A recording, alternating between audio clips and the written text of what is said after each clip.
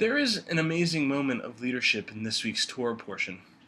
God instructs Moses to bring the elders to the tent of meeting so that God can place some of the spirit that's upon Moses upon the elders.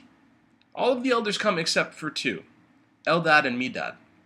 And while Eldad and Medad remain behind, the other elders gather and have what can only be described as an ecstatic prophetic moment. This, of course, was happening in the privacy of the tent of meeting.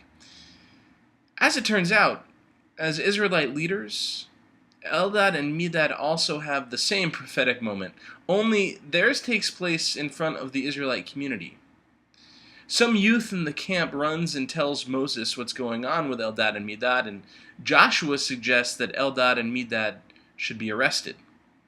Moses responds to Joshua with the simple answer that gets to the heart of good leadership. He says, "Are you getting upset for my sake? Would that all of God's people were prophets, and that God put God's Spirit upon them." Moses could have responded as Joshua responded, with anger.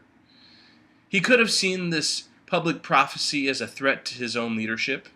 But Moses refuses to be limited by his leadership. He refuses to let his ego get in the way and diminish the prophetic moment of Eldad and Medad. He then goes even further and hopes that all Israel would act in this way. Moses is a better leader because he wasn't threatened by Eldad and Medad, and the Israelites were better people for having seen Eldad and Medad in the camp.